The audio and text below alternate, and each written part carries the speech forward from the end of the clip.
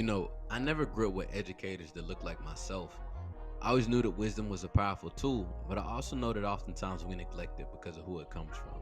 No, Facts. it's not necessarily just about being a king, it's more so about becoming a kingmaker. Man, you got to be close enough to relate, but far enough ahead to inspire.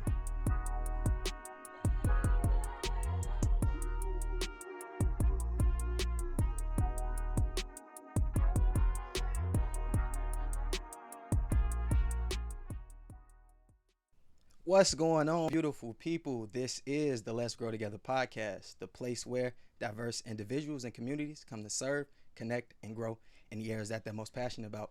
It's your boy James, as always, and I am joined with my brother Marcus. How are you doing today, brother? What's going on, family? What's going on, family? All is well. Pleasure to be back. Recently, just got done doing some grounding, walking out there barefoot before after I cut the grass, man. Just tapping in. So energy is phenomenal. How about yourself, my guy? Man, I actually had a dope meeting earlier today, man, with another organization in Chicago that's doing similar work, but they're doing it on a much larger scale. So we had the opportunity to break bread, really talk ideas, and really brainstorm on what a true collaboration can look like. But man, it was nothing but love. But like I'm excited for what's about to come from that. Beautiful. You charged up. I see the energy, man. I see the energy. What Facts. what you got for us today as far as quotes, though, brother? What are we Man, talking you about? man, you know I come with something hot. So as always, we're gonna bring in the quote of the day. All right, so it says ease is a greater threat to progress than hardship. Mm, Marcus, what's your thoughts mm, on the quote? That's good. I really like this. Might be my favorite quote yet, to be honest with you. Okay. Um, Ease is a greater threat to progress than hardship, right? To me, it means when sometimes when things are easy, it's easy to be complacent, to stay stagnant, Yeah. opposed to progress because things aren't difficult at that point in time. Oftentimes, people aren't fond of conflict and having to overcome, so it's easier to look down than it is to look up at times. But that's a easy way to get stuck stagnant within itself. So, what's your thoughts? Yeah, man, and it's funny because when I first found the quote, it was I had unknown because I wasn't sure who said it, but I went back and did some research and saw that it was Denzel. But the thing that I thought of immediately is that just similar to what you said, when things are too easy, like we just take it for granted. Like we'll stop and be like, all right, I got it. I don't need to advance any further. I also kind of thought about in terms of like raising children.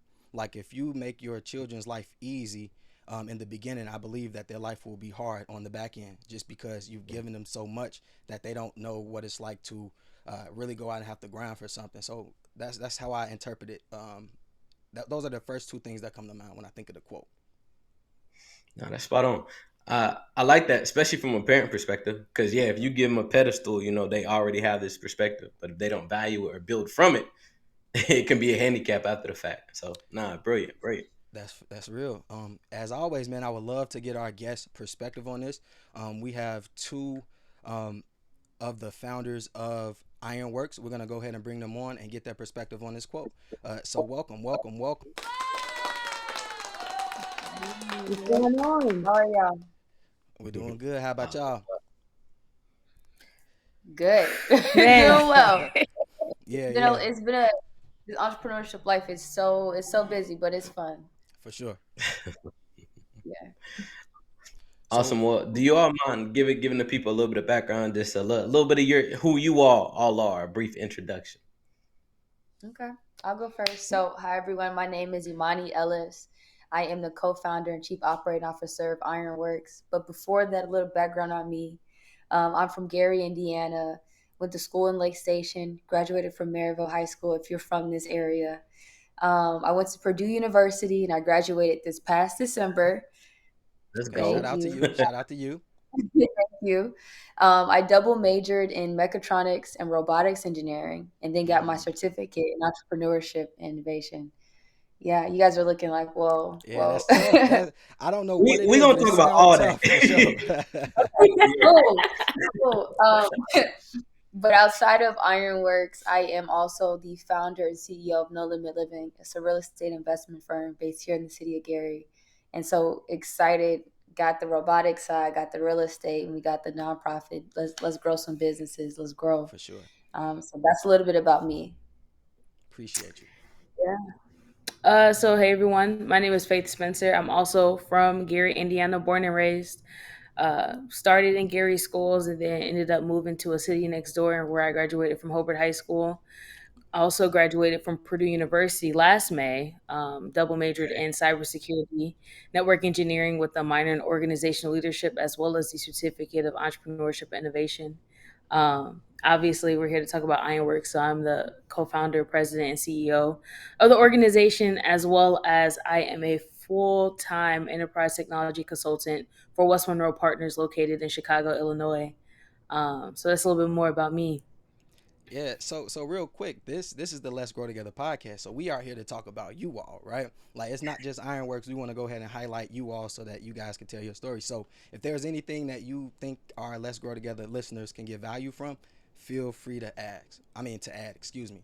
Um, but I'll throw a question at you real quick. You guys both mentioned being from Gary, Indiana.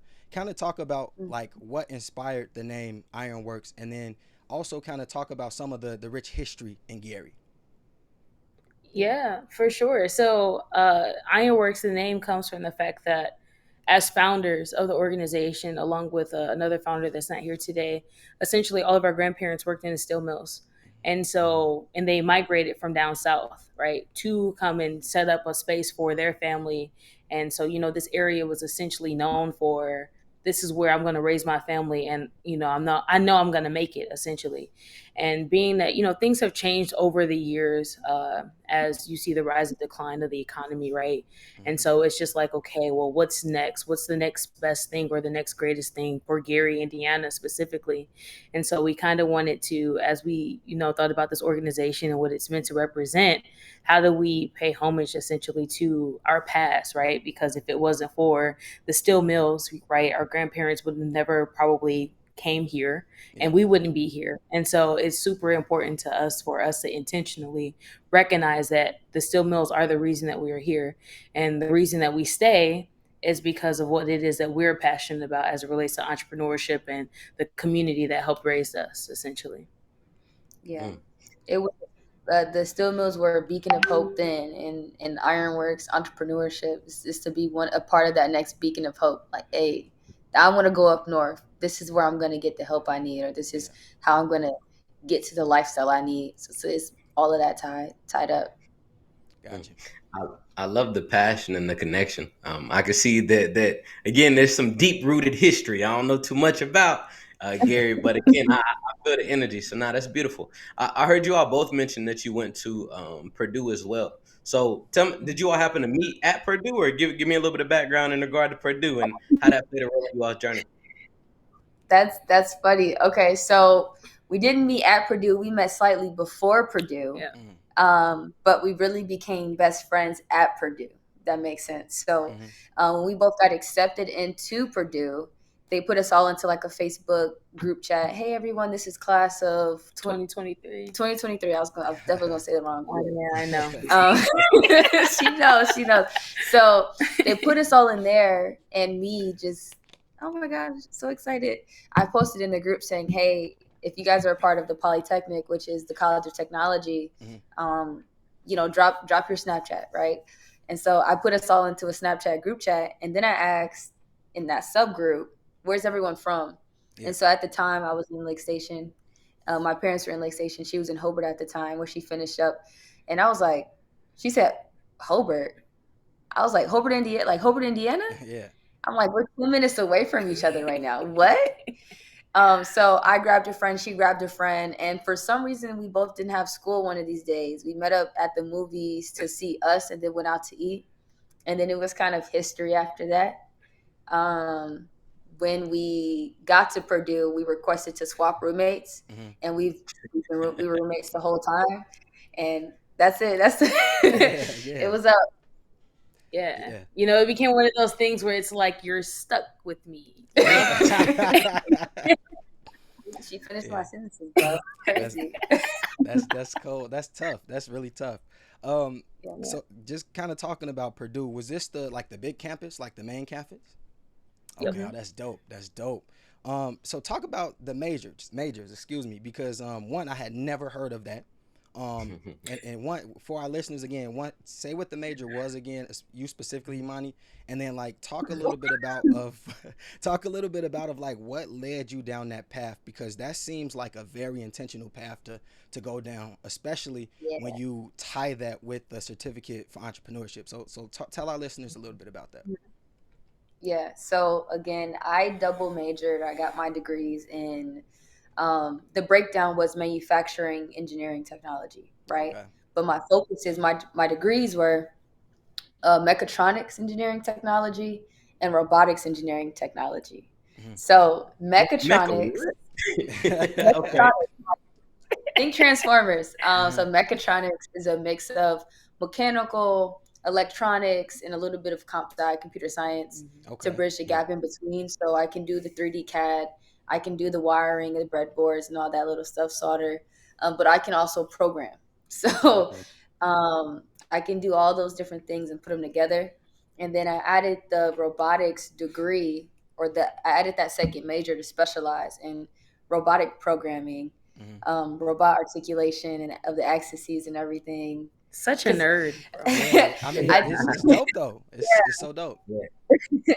And then the certificate in entrepreneurship was something that I added a little bit later, because I recognized like that would just really enhance what it is that I've already been doing, and kind of help me structure what it is that I've already been doing and what I know that I want to get back to. But how did I find that major? It is very specialized. You're probably not just going to stumble into it. In high school, when I transferred to Maryville, I joined a robotics team for the first time. Like that's where I had access to technology. And we took a trip to the Subaru facility. Okay. In Lafayette. And so when I seen the industrial robots move the cars around like they were pieces of paper, I said, what is that? Yeah. How do you work with that? And then I did my research and basically worked backwards. I knew that I wanted to be around those. And so what was the degree path that would get me there? And lo and behold, like I did internships I did intern with Tesla, South Lake Automation, Steelcase, and where I was actually working with what I told myself I was going to be working with. Like I said, I'm going to work with that, and I did. So that's kind of how that happened for me. I said, I want this. How do I get there? And then I did with that path. And work backwards. And that's why exposure is so big, right? That one trip, being able to be exposed to that, and that's what we preach so consistently here, is seeing is believing, right? It took to be able to see that vision, and you work backwards to put it together. That's beautiful. I also heard y'all met kind of through not even necessarily social media, right? But just being able to communicate ahead of time so much that you all switch roommates. So you knew that this was the one. That's big right there.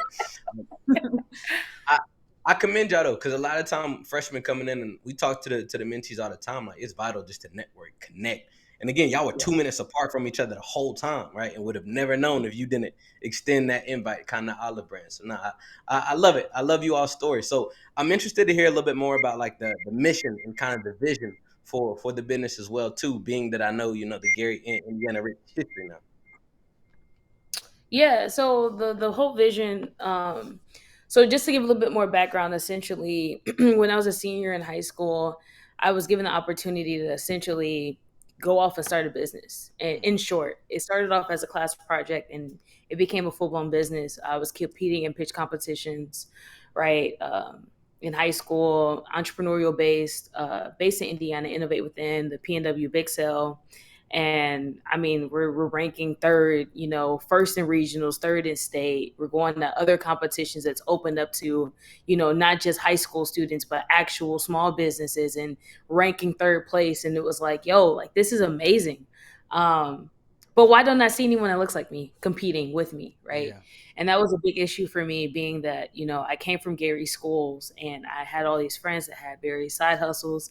And I knew that they were, smart, talented, and they had the ability to go off and start businesses. But the issue was that they didn't have the access to truly learn what it meant to own a business, to run a business, right? And that those side hustles that they had could potentially be one. And so thinking about that, especially as I was starting school, was like, how can I, create something or create a space that will allow students to have the same opportunities that I had when I was in high school. And that's essentially what started IronWorkz. The only thing is that I didn't start it, right away in college because, well, I was focused, on my degree and well, trying to stay alive and graduate. And by stay alive, I mean like live through the exams. Yeah, live through the exams, live through the classes. I mean, it was a very difficult time. And so conveniently enough, things just aligned oh so perfectly my senior year. My last semester, I only had classes on Tuesdays and Thursdays. So I was like, you know what? Now is the time. Like, let's get this started. And so that's essentially how IronWorkz was birthed. I had been telling Emmani about it this whole time. I said, hey, you gonna help me with this, or what's going on, essentially? And then I grabbed a business partner from my previous business and was like, hey, like, we need some help with this. And so at that point in time, IronWorkz, it was a go, it was a thing. And essentially the goal was to focus on teaching minority students and small businesses about entrepreneurship, right? Teaching them and educating them that yes, college is an option, trade school is an option, but you are never too young to start a business. And as a African American, in this country, in the community, the culture, we aren't taught at home that businesses or starting a business is an option. We're taught to go to school, right? Get out of the neighborhood, go to school, get a job, work 40 years and retire. That's what we were taught. We were never taught that, hey, you've been talking about this idea, you've been talking about this concept. What is this thing that you are just so fascinated with or interested in? How can we help you with that? Yeah. And so we're looking to change that narrative to say that, these are options too. And I mean, we're surrounded by like so many different people, here in this space, and just also in the entrepreneurial cohort from the organization that I'm with and stuff. It's like all these students, they're under the age of 20, and the competition now is getting so competitive to like, people that are competing, they are already bringing in over $100,000 in revenue and are under the age of 18. And so it's like, if they can do it, you can too. You just need the access. And so we're here to fill those gaps, bring those resources, essentially. That's really good. Like that is so phenomenal. I love everything that you said. I would love to hear, Emmani, you just kind of talk a little bit about some personal experiences that influenced the mission and vision behind IronWorkz. I know you talked a little bit about it, but I just want to ask like a specific like personal experience if you have one. Yeah. So for me, I started my first business a junior in high school. My first official. I was kind of creating since I was young. I didn't know what I was doing until I got awareness to what mission, vision, and purpose were for a business, like the official thing. But I was always creating.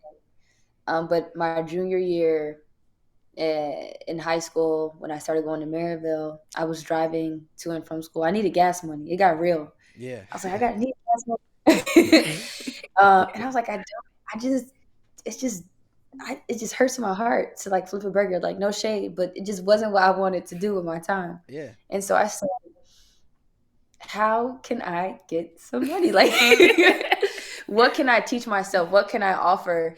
And so then I looked around and I was like, okay, enough people doing hair, enough people doing nails. I'm not even interested in doing none of that. Yeah. I saw my brother fix a phone before. It can't be too hard. So then I taught myself how to repair devices. Wow. And so, yeah, based out of need. And so that teaching myself how to repair mobile devices, laptop screens, iPad screens, cell phone screens, all of that, changing the battery, all that. It carried me into college, right? I didn't have to go get that 9 to 5 after school. Yeah. And what that taught me was I really can have what it is that I want to have. Like, if I can create, this works, it's in demand. And then I saw my peers that were like, just like limited minded. And I'm like, no, like I created this out of necessity. I didn't even know what I was doing, but I knew, fake it till you make it. Let's go. Let's go. Nah, but before I had my first phone, I asked peers for, hey, if anyone had any old phones. So I would work on those old phones and take pictures as if they were customers. Wow. Right? And then I started getting calls saying, "Hey, can you change my battery, change my this, that, and the third?" And then it became real customers, yeah. right? That's what I mean. Like, Hold make on. it. That's that. He's on fire. Like, that's so tough. Like, that is so tough. But continue. Yeah. I mean, at this point, I feel like your family is just known for that. You know what I'm saying?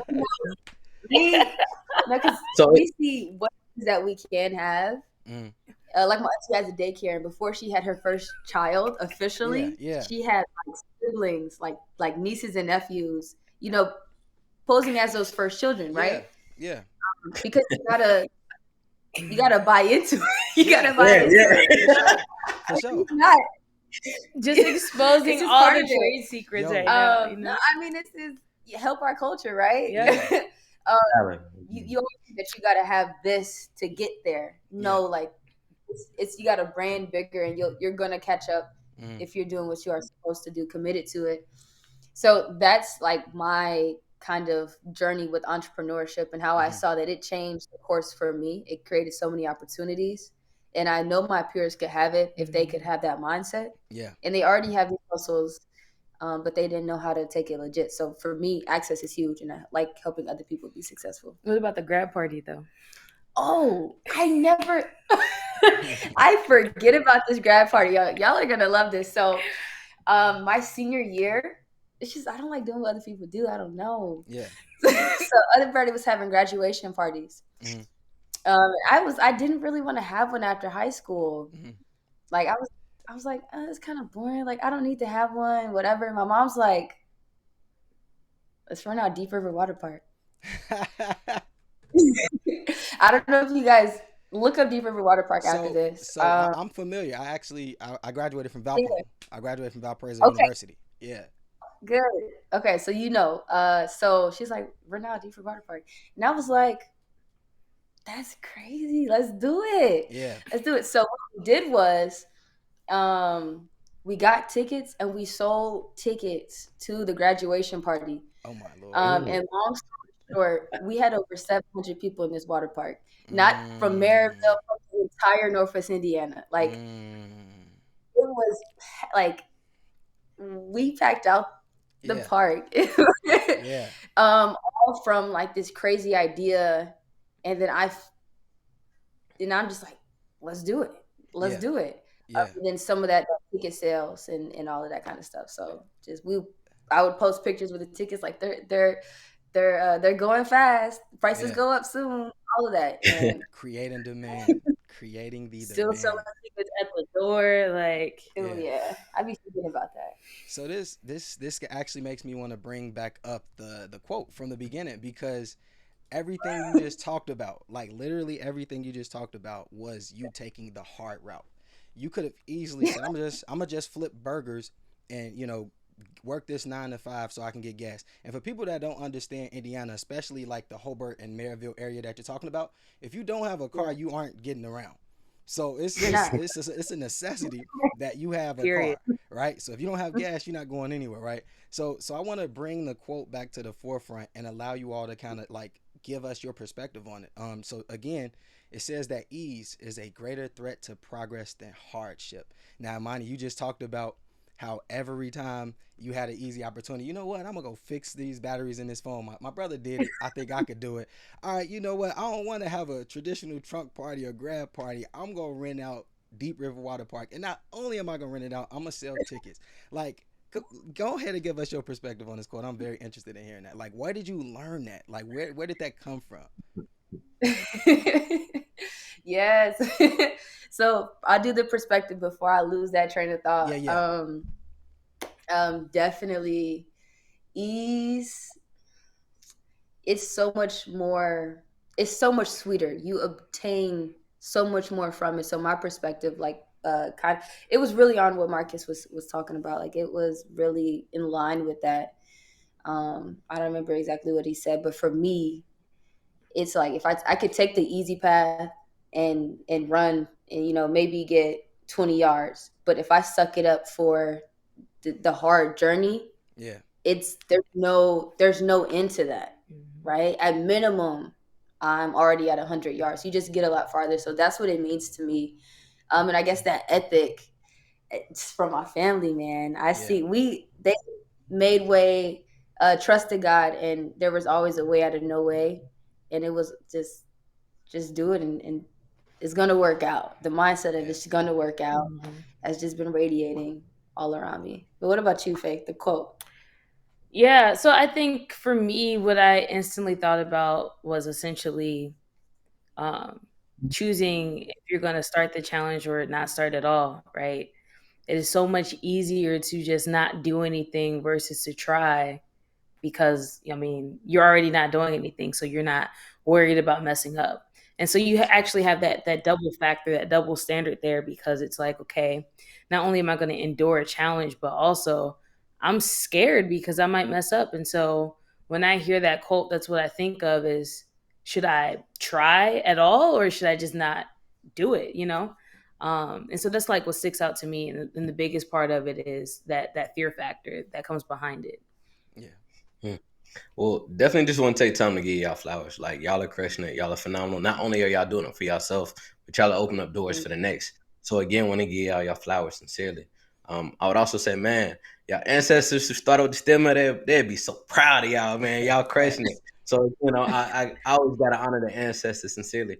And then last but not least, I would ask you, oftentimes when we take a different route than the majority is we're looked at as different, right? And oftentimes in our upbringing, that can kind of deviate us from our peers, and it can kind of be awkward, right? It's everybody's not willing to accept that. So I want to hear from you all a little bit more about what it felt like, kind of just being different and knowing you were different, but still continuing to go against the grain and be you throughout it all. Go for that, Faith. Go ahead, jump us off. That's good. That's crazy. I think the first thing that popped into my mind as I'm thinking about this is when I was younger, someone said to my mom at some point that, you should tell your daughter to not try to run in the crowd. Like, she sticks out for a reason, right? And she needs to lean into that. And I used to always wonder to myself, because it's like, I don't think I've tried to, run with the crowd. Like, I'm just existing, being me. But like, I mean, I could see, what she meant by that now. And I truly believe that, growing up, it's all about your surroundings and how you grow up, is really what dictates to who you're going to be and what you're going to be. And I know most times, often than not, we try to defy those odds, but it's something that you almost have to embrace, right? Yeah. You embrace and then also add your own flavor. I mean, that's literally what it is. Like, your parents, you are your parents, you're a representation of your parents. And then as you grow and mature, you add your own persona into that, right? And so really reflecting on what it is that you want to be and how you want to be it is kind of like how I choose to live out my life. Because I mean, yes, my parents have all of these standards and things that they hope to see me accomplish, and what it is that they want for my life. But I also recognize too that it's important for me to have my own vision.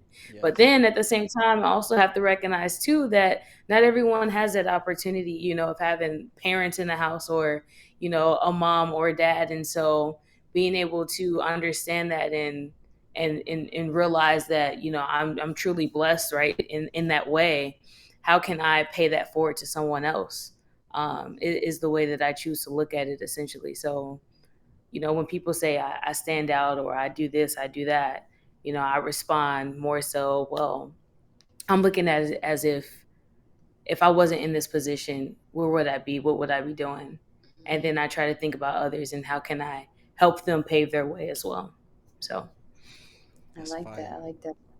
Yeah, that's for me, yeah, I think for me, the things that's coming to mind the most is like the biblical context of your call, like you are made to be set apart. And I think hearing that a lot growing up made me not notice or affirmed. Like, I didn't, sit around and be like, why am I different? Like, why, why am I? It's because I was it was put in my head. You are called to be set apart. You're called to be set apart. You're called to be set apart. And so I just kind of expected to be set apart. I mean, subconsciously. And I think as I grew up, I just on the funny note, I remember hearing, I wore glasses. I was top of my class. You're a nerd. You're a nerd. And I remember learning early the nerds get paid, and then that reinforced Yeah. even more. Like it's okay.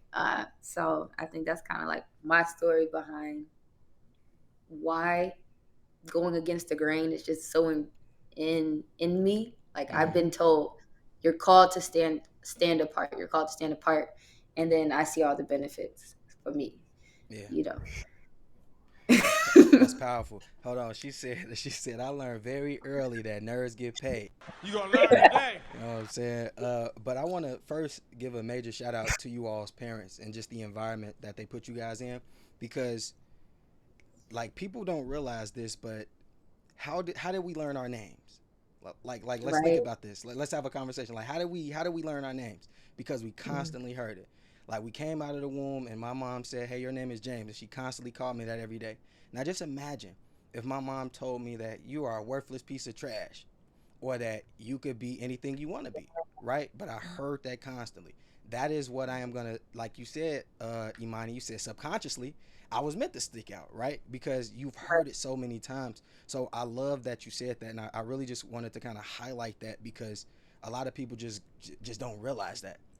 So a question that I want to ask, kind of getting back onto the gear with IronWorkz, like what are some of the specific like benefits that you guys offer entrepreneurs and people that you guys work with? You want to hop on that? Yeah. So one, we focus on the foundational principles of what it means to be an entrepreneur, right? And so that's that cultural aspect, really tying in, Black culture, and that we've been entrepreneurs this entire time, right? So Yep. don't think this is something new to us, right? It was just covered up. We also focus on the mindset, the support system, like how do you build that, right? We talked about earlier how, like, especially in this area, our mindset is just so, it's not open at the moment. And so our whole entire goal, at least this past year and a half, is just purely being focused on that activation piece of I can do, or I can this, and I believe in myself, affirming yourself, right? Because if Yes. you don't believe in yourself, how can you believe that you can start a business? Yes. Covering that financial literacy aspect of it. How do you expect to start a business or run a business when you don't even have a personal checking and savings account, right? Yep. It's all about money management, and then purely understanding the startup mechanics to a business. So do I need to be an LLC or do I need to be a nonprofit? What is the difference between the two? Why are they important, right? So really scratching and digging into the surface, right? Going below the surface to really lay that strong foundation to ensure that they are solid, right, as they build and scale up. That's our core thing, right? Outside of that, we have different pathways right now. Because we are only a year and a half, we are really leaning towards focusing on the students, because that's an important piece of this, is that they are the future, right? Yes. We are Yes. the future. And so in order to keep the things that we are doing moving, we have to make sure that they are doing the things that they need to do to recognize that they can be business owners, right? And they can start that now. And as we continue to grow in capacity, the goal is to be able to support both existing and new entrepreneurs, right? I mean, and right now we still have, existing businesses reaching out to us saying like, hey, asking questions about the business mechanics of it all, or marketing questions, various things. Imani said today, he was like, I think this lady is low key like, I'm consulting her actually. It was sneaky. It was very sneaky. Like she's getting free answers. And I'm just like, it's what we're here for, right? Yeah. So Yeah. Hmm. I was, and on that, like, that tactical note, like she said, as we're a year and a half old, we engage with a lot of our individuals through the summer. Like we have summer workshops that we engage with them on. Now the youth, when we're not in the summer engaging with the entire body, everyone, all ages, in the off seasons, in the fall and the spring, we are inside of schools speaking to students, activating the mindset, and we cater the content down a little bit to meet them where they are. But we are actively developing some more on-demand programming, and so looking for support in that endeavor as we build out this program that's on demand, right? So if Yeah. you don't want to spend a whole summer to get the foundational pieces, how can you get it in about 2 weeks, Yeah. right? So Yeah. actively building that out and some other pieces as well that are coming up soon. So are Hmm. you all nonprofit or for profit? 501c3 nonprofit. Okay. Okay. Okay. That's Mm-hmm. Hmm. good. That's good. What is the most common nuance that you all see in a lot of the businesses that you all work with that are looking to like get off the ground, right? What is the most consistent, just problematic area that you see that they just need a little bit more assistance in? For me, the biggest thing that I see is a lack of clarity Mhm. Yeah. and the not understanding the importance of separation. Hmm. Mm. A lot of times, like we have more than one business, right? We might do this and do that. They are different brands. They have different identities. Yeah. This one should have 100 people following it over here, and this one should have a different 100 people. That's 200 people under the influence of your creation, but a lot of them they're mixed up identities, so no one clearly knows what they're even doing. They might not be sure what they're doing. Um, for the customer, it's not how do I know what to buy from you? Yeah. How do I trust your service? Because inconsistent Yeah. posting. They don't have different identities.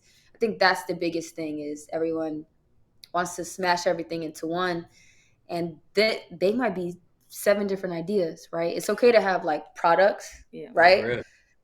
She talking that But talk. She talking that talk. Yeah. but there's different identities. If they have different identities, they might be speaking to a different audience. So let them speak to just that audience. I think that's what I see a lot of. Yeah, I would agree with that. Definitely from the existing small business perspective. From a student perspective, I would say the biggest thing is networking. Yes. The ability to want to talk to other people is a really big issue. It's just like, well, I got to talk to them. And it's like, what do you mean? Why do you have to talk to them? Yeah. That's actually a pretty critical aspect to life, moving forward. But I would definitely say networking and just getting them out of their shells and recognizing that, COVID really did a number on students that were in K through 12 when it happened. It really did. I mean, including like, my niece and nephew and watching other relatives. It's like they went from being very talkative and outgoing and, wanting to be outside to very much device, tablet, phone. Yep. And I'm talking to my friends on this game. And that's fine. That's 100% okay. But at some point, you have to get back into reality. And so, how do we do that? And so, as we talk about business concepts and starting businesses, and what are those critical aspects? One of the big pieces is networking and being able to introduce yourself and brand yourself and who are you as a brand and what is your identity, right? And be able to have those conversations with top leading executives of other companies and organizations. So, Faith, I want to speak to that real quick before we kick it to you, James. That Okay. is, I didn't expect you to bring it up in this arena, but I think that's the biggest nuance of this generation collectively. To be honest, Mhm. because what I've noticed is, especially when they have to engage with different generations, other Yeah. generations kind of think of it from the perspective of back in my day, and it's like you can't really compare your day with their day Yeah. because you ain't Yeah. you ain't experienced nothing like this, and Back. there's different expectations that come within those different generations, and traditionally those CEOs of those high ranking individuals aren't from the same generation, so Hmm. it's like there's a double obstacle there. Again, you can't even engage with your peers, but now you like engaging with a different generation that has a Hmm. different expectation associated with it too. So that's so spot on, and I love that you all are able to teach them that and really be an example, right, of how you all even connected as well. So now Yeah. that's beyond. All right, my bad, James. Hey, now No, you and, all and just you yeah, you to got add it. to that real quick, I was gonna say too. So like, Ironworks, we are very much intentional about every single thing we do. There's a reason behind everything you see, Hmm. and so from that perspective, with the summer, we purposely say that anyone is open. Anyone can attend these workshops, and so we've successfully engaged the ages of 9 to 73 in the same space, enjoying each other. Collaborating and talking through icebreakers and why do you think that way, and it actually not be, oh, that's because XYZ, yada yada yada. No, it's like, I never saw it that way, or teach me that, Yeah. so they're actively learning from each other, and that's something that we don't see at all. Actually, I'm not even going to say rarely, we don't see it at all. And so to be able to say that we've been able to create that space is like one of the key pieces to the organization and what it is that we do. Yeah, that's real good. I wanted to say, cause Marcus, like, you sounded like Family Guy. He's like, you know what really grinds my gears when these young people. You really sound like one of the old heads. Like, man, when these young people, they always on their phone and the tablets, and but that's so spot on. I don't know if you all remember, but myself and Chuck with a Greater Good Foundation came to the Cash Chronicles event. So one, I obviously want you guys to talk about your workshops and events, but I want you to like also talk about the experience that you guys had in the circle that we held, and have you ever experienced anything like that in the setting? Mm, mm. Okay. So I'll touch on that last piece, and then I'll let you hop back into the overall structure of what we do. Okay. But for the circle, that was really cool. Yeah, no, we never had a speaker pull everybody up from like their seats and say, "All right, let's go back into this circle," right? Um, and like the last time I seen like engagement in that style, it had to be like middle school for me, you know? Yeah, But it was something that I'm sure a lot of them probably have never experienced, and if they did, it's been about the same amount of time. yeah, But it was really cool. It put everyone on the same page. Mm-hmm. We got to know who was in the room. We got to make a connection. So you do this for real estate, you do this for real estate, yep, and you do this, right? Not that it was real estate focused, but it was, yeah, a lot of yeah, people are in real estate now. And so I really enjoyed that it was different. It shook up the air. And over for that event specifically, we mhm, were way over time, but yeah, everyone was so locked in from Mm-hmm. start to finish. yeah, Yeah. yeah, So I mean, that was good. That was good. yeah. That was great. Really quick, Faith, Yeah. before you comment on that, I just want you guys to think about this, because just think of the conversations that we had in the circle, and think of the Hmm. amount of time that people had sat in the same space together but hadn't talked, Mm. hadn't said Hmm. anything to each other, right?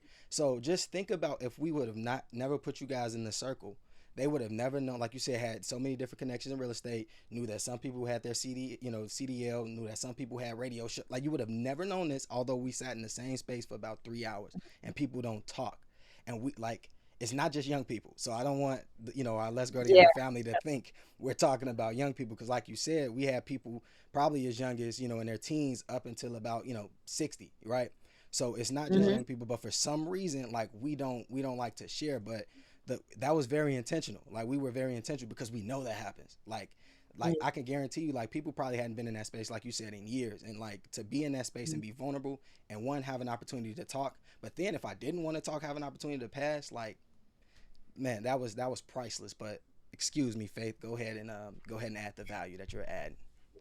Yeah, no, you're good. I would definitely say so. Like, I've experienced, having talking pieces. So, if you don't have the whatever the object is, you should not be talking. Yeah, And then also, I would probably say the most recent encounter or close to would be I've been recently going through a facilitator training to get certified as a community facilitator and host conversations on, like, really challenging and tough topics, yeah, essentially. And so we've done something kind of to that extent, except we focus more on ensuring that you don't introduce yourself the normal way you would introduce yourself, right? So gotcha. automatically when we think, hey, introduce yourself, it's name, where I'm from, what do I do, who am I, yada yada yada. And it's like, no, we don't want to hear any of that, because right now you are just Jane from down the street. That's it, Yeah, right? Because we often sometimes we see titles and then we back down, right? Subconsciously, like, oh, I don't want to say this to this person because they're this much higher than me, et cetera, et cetera. So yeah, it was definitely a good way to, kind of like bring everyone to center and give them the opportunity to just get to know people, right? yeah, But in terms of like the organization structure and how we do things, the summer structure is very different from how we host like in school workshops. mm, In school workshops, I don't think we've ever had a workshop that's been the exact same. And that's because we get into the space and we assess who are we dealing with, who are we talking to, and where are they, like what headspace are they in right now in this moment. Mm. And so, Imani and I, oftentimes we go in, this is the plan, then the plan changes. Yeah. Just Yeah. based on, the energy's low, right? Or people look like they don't want to be here, or, they have these blank stares, and it's like, how do I actually get to them? And so you have to like shift perspectives and say, okay, where are we right now? How do we open them up and get them into a space where they're willing to talk and conversate and actually engage with what it is that we're doing. And so that looks different for every group of students, for every school, every community. It just really varies.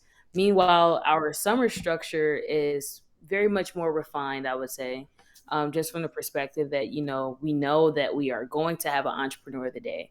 We know that we might have two of those, or we might have two guest speakers. It really just depends on the topics that we're focusing on. We know that we're going to do an icebreaker tailored to the topic, but make sure that it's engaging, that everyone is interacting with each other. And by the time we're done, no one wants to go home, per Yeah. usual, Yeah. right? Yeah. So we know like these things are happening, and it just all depends on what the topic is, what the focus is on, and who are we talking to, or who is the audience for that event. So that's a little bit into how we operate and what our structure looks like. Yeah. That's powerful. Marcus, real quick, because you cut me off last time, I got you this time. Now, something I want to highlight. You guys give out these cards, right? These conversation cards, right? Let me make sure Yeah. that yeah. So I think Yeah. this is probably one of the dopest things ever that could be given out at a networking event, right? Because we talked about like maybe a person doesn't know what to say. They don't know what question to ask. Like you guys are so intentional that you guys have cultural questions, you guys have general questions, and then you have like specific entrepreneurship questions. So when I say that you guys are rock stars, like bro, like you hold on, where is it? Where's my sound at? He's on fire. You guys are on fire. But really quick, man, I want to change gears real quick because I don't want to like not mention this. Talk a little bit about the no limit living business that you guys have, and why that's tremendously important. Because I remember at the session you mentioned something about like transportation being an issue, people having like living issues. So just kind of talk about that and why you guys decided to start that.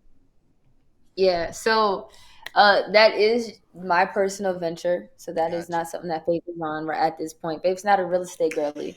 I'm a real estate girl. um, but we're gonna see how we're gonna get Faith involved a little bit later.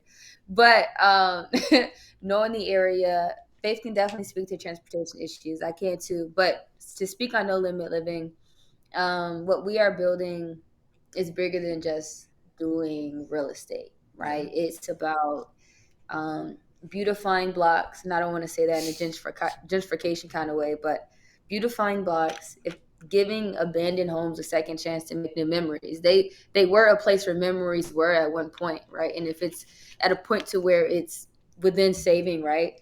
And it's beautifying the block, that's like, yo, like that one, right? Yeah. But what do we do with the real estate? Everyone that we house, we try to uplift. So it's not just, hey, here's a house. It's, hey, here's IronWorkz programming to go to.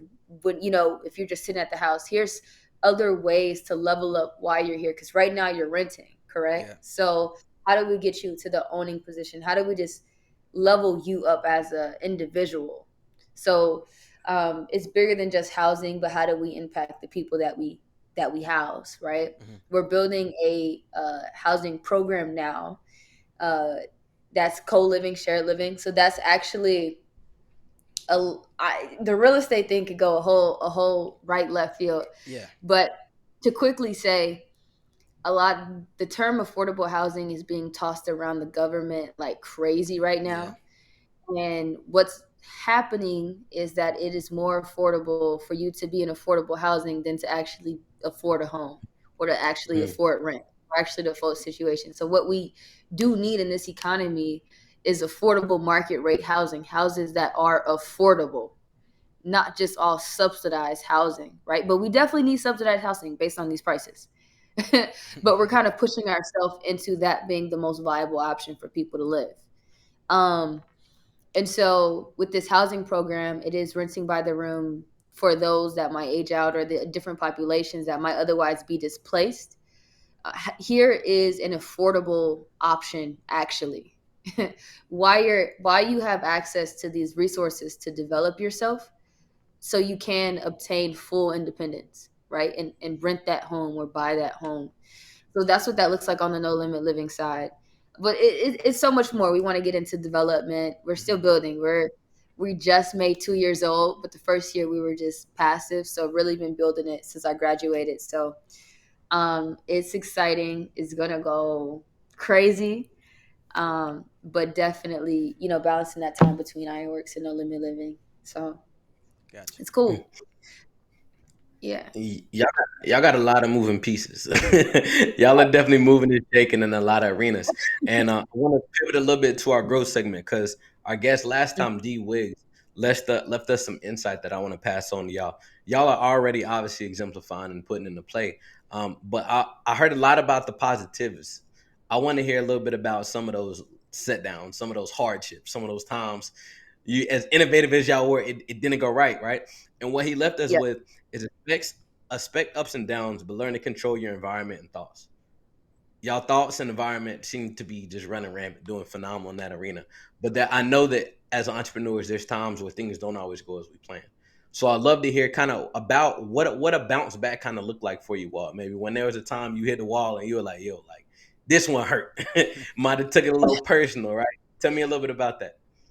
Man, I don't even think like the bounce backs are still happening currently. We're like on the like we're heading to the trampoline right now. I mean, when I say that, I say like I'm saying that from the perspective of we are going to hop off this call and complain about everything else that's going on and why it's not working. Because that's just that's just the life of entrepreneurship. There's always going to be something wrong. No matter how everything else is going right, there's always something wrong. And so, for us right now, the biggest issues in our life is capacity and finances. It's one thing to be an entrepreneur, but it's another when you decide to be a nonprofit organization on top of that, and it's definitely not for the weak. Not for the week at all. Yes. Right. So, thinking about, okay, what are the ways to bring in funding, secure funding as we work towards our goal of being, self-sustaining, right? Yeah. Creating those pricing models and those opportunities that helps us self-sustain. So when we do, as we are in right now, but it's because we're so new, reaching those eras where, the money isn't coming in the way we want to, we have things that we can still support ourselves on. Right. And so that's something that we are dealing with right now, the pushback of reaching out to banks, doing CRA funding, applying for grants and getting denials, or asking a bank for $1,000 and getting 200. I mean, it's just, that's the life that we are living right now. So very much, we talk about all the exciting things and all the great things, but we are definitely not hiding the negatives at all. Not at all. You ask us about it and we will give you an earful and a half, quite literally. So, this is something that I can continue to talk about, but I'm gonna stop. It's beautiful though. It's a beautiful journey. I still don't think I would trade it. So like for me, that's like definitely the case. It's even an extra layer having two businesses actively running. Like it's one thing to do nonprofit and full-time job. That's the whole thing. That's crazy. But to be building two startups where they can't be passed off right now. Like you have to nurture both of them. Yeah. It's really pulling at like your max capacity. What can you do? Right. Yeah. And then real estate is very finance heavy. Yeah. And so I'm looking like, which deodorant brand am I getting today? Like, That's real. Like, which one do I get? The one I typically get, or do I gotta go to the the $92? You know what I mean? So great value. I feel. Yeah. But I still wouldn't trade it because I know this payoff. This payoff is gonna be where it needs to be at the end of the day. So it's gonna be rewarding. But yes, we waiting on the bounce back up from trampoline. Yeah. That's good. That's good. We can relate. You know what I'm saying? As two, operators of nonprofits, like we completely understand the pain, and Marcus and myself also can relate to the capacity piece. Like we want to impact so many people, but we only got so much time in a day. You know what I mean? And it's like it's tough. And then even speaking to the funding piece, because you guys are so new, of course people are like, you've been around 2 years, I don't know. You know what I mean? Yep. And we still struggle with that, being having been around for 8 years. Like we still kind of come around that. We don't have as many of those, um, but yeah, we still deal with that. And like you said, this is not for the weak. But just kind of tying this all together, man. I said it in the intro. This is the Let's Grow Together podcast, and you guys talk about like branding. So like Marcus and myself, like we are super intentional with saying like this is the place where diverse individuals and communities come to serve, connect, and grow. And meeting you guys at Cash Chronicles, that was our opportunity to serve. You know what I mean? You guys were serving us as entrepreneurs, and I was serving you guys by taking some dope photos and content. And then that led to this connection, right? So we're connecting together, and we now want to kind of pivot to our opportunity to grow together, right? So as Marcus mentioned, this is our growth segment. So what gem or question would you guys like to leave for our next guest? I know we should have been thinking about this. We should have been thinking about it. I was really hoping. I said, I really hope she's thinking about this. See, in her second y'all round. usually be on point. It was so crazy, Marcus. I gotta say this because I actually like noticed something. Faith stopped talking, and like she just immediately started talking, and it was like the smoothest transition I had ever seen. I was just like, I'm like, they really locked in. I was like, they really locked in. Yeah. Okay. My question that I would want to leave is, what have you found that fulfills you, but also uses your skills? Like where does your passion and your skills overlap? What area? That's good. Because my skills are in robotics, right? But my passion is in helping others succeed in life, right? Or that hand up in business development, right? And so at some point those two will really collide, right? But right now they're on different sides of the hand. So That's traditionally the case too, though. And even like James and I said that's traditionally the case though. Like even with James and we've kind of went back and forth about the passion, and right, and oftentimes it's the funds versus the passion in the traditional person's life, right? I want to make this money, but yet this is my passion, and oftentimes the pay rate ain't the same on both sides. So I'm interested to hear some feedback on that by next guest. Faith, what's your question or comment? I think my question is, when you finally, get to that point in the road where you decide that this is ultimately whatever your thing is, you finally figure out what that thing is. Do you choose the path of doing it alone, or do you choose the path of doing it with someone else or others, right? Because both of them, they have their challenges. So which challenges would you rather endure, right? The challenges of doing it by yourself, or the challenges of doing it with others, and dealing with that type of backlash, essentially. I think that's my question. I think that's a great question. I think that's a phenomenal question. I wanted to end with that, but I have to ask you this, Emmani. Like, what is your perspective or thoughts on like AI and like, I think of like the iRobot situation. Like, what is your thoughts on that? I am not a fan. Okay. My type of, you guys can look this up too. My type of robots that I prefer are industrial robots. So the ones used in manufacturing applications to ease the workloads that were otherwise, crushing our grandfathers' backs.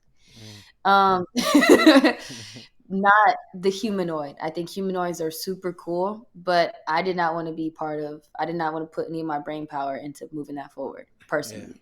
Yeah. So Respect. I don't see how we're gonna keep that in check.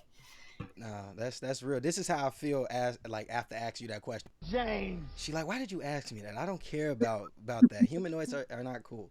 But man, that is all we have for you all. We want to thank you and really just let you guys know, like, we appreciate you guys coming out, spending time with us, telling us your story. Because this is how we get there. I said it on the last pod. I'm gonna say it again. People don't care about what you do until they know why. And we appreciate you all articulating your story and giving it to us raw and talking about those failures, right, along with the successes, because people need to hear that. Marcus, what you got for us?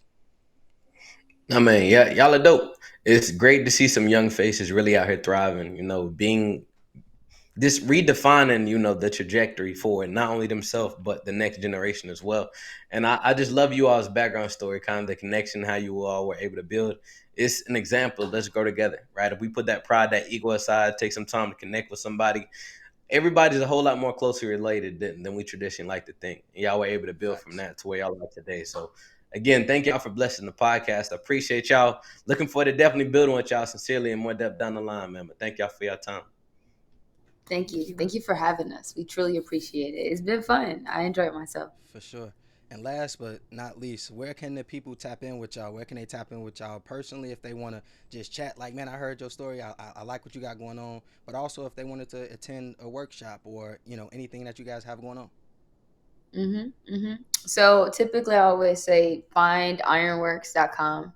But if you want to find IronWorkz.org. Okay, see right here, IronWorkz.org with the Z. But what I'll say is, if our names are on the screen, search either one of our names on Google. I don't want to put it like that, but search us and put Gary, and you'll find us. You'll find our LinkedIn's. You'll find our LinkedIn's. Reach out to us. Say that you that you heard us on this podcast, and we'll be connected with you. But certainly you'll find the organizations connected to us as well. Like, search IronWorkz, find us online, DM us. We'll more than likely respond. Sounds good. All right. Well, that is it. Let's grow together, family. We appreciate y'all. As always, you can find the podcast everywhere you get your podcast. You can find myself everywhere at jturner0121. You can find my brother Marcus at mastermind_Marcus. Please continue to follow us, like, comment, subscribe. And then, again, tap in with some dope organization. IronWorkz, Roots Mentoring, A Greater Good Foundation. We out. But let's grow together, family. Peace until next time. We appreciate y'all. Trying to find me a balance in life. While I'm still trying to gamble with life. Want to be great, it gotta come with a price. Gotta watch what you ask for. I strive for these moments in life. I'm still learning and giving advice. I try carrying the weight of the world. See, I saw when I was losing myself. I had to catch my breath. Nobody got you like you got yourself. So it's important for you to know who you are. Cause in the dark you gotta fight with your heart. Even if your heart broken apart. But they still gon' judge me. So tell me how that's been here for me. I had to see that everybody didn't love me. Like everybody ain't for me. I took chances just to see for myself. Cause for the longest I've been hurting myself. Trying to blame someone else. I stand on it, don't regret what I did. Cause I can live that my intentions were real. My heart just needed to heal. Gotta get back to loving myself and trusting myself and better my health. Nobody loves you like you loving yourself. You gotta know who you are. Gotta get back to loving myself and trusting myself and better my health. Nobody loves you like you loving yourself. And be